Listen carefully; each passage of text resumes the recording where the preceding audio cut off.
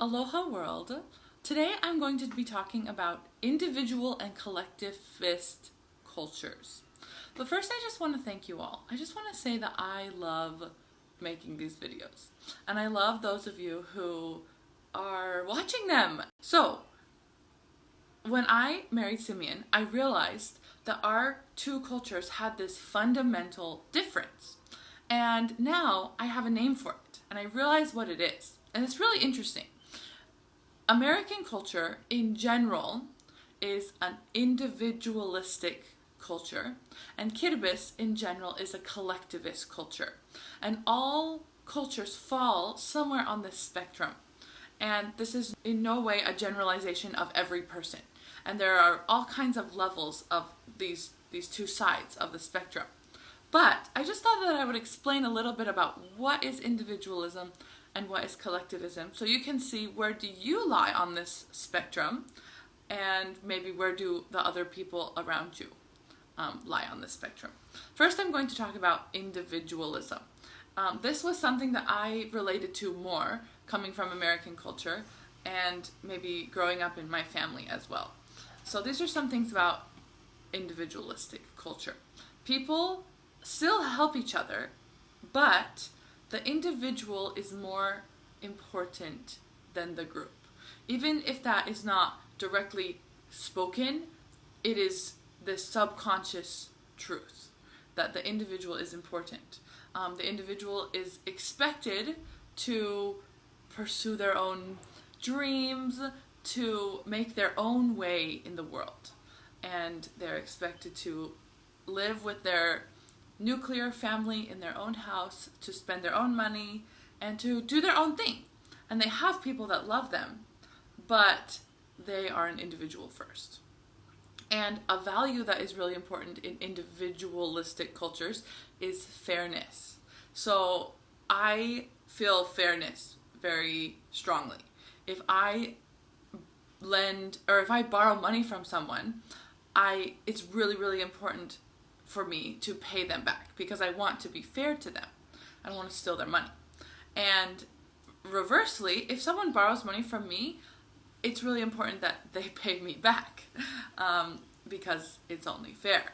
I'm willing to help people if they need help, but as a general rule, I value fairness. And we just feel like this is the polite thing to do. We don't want to be inconvenienced, but we really don't want to inconvenience others. So that's one worldview. The other is collectivism. There are lots of cultures like this, but I'm going to talk about Kiribati because that is the one that I'm most familiar with. So in a collectivist culture, people are still responsible for their own behavior, but the group is more important than the individual.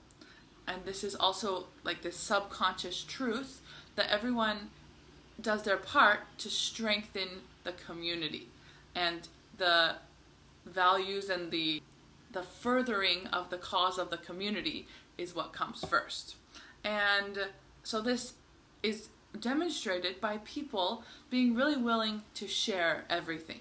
They share food, they share clothes, they help each other in large ways, and they're very comfortable doing this.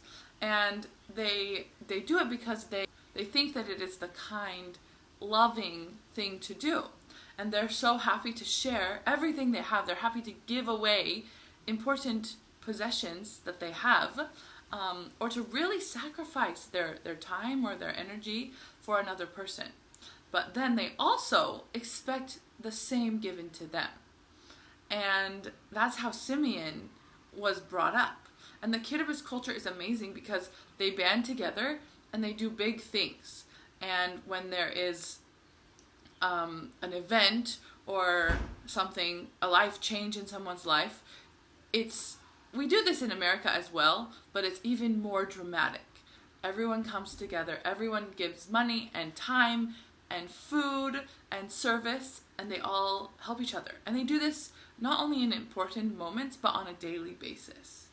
And so, talking about these two ideas, it's important that I have now realized, and it's maybe important for you to realize, that neither one of these perspectives is better than the other.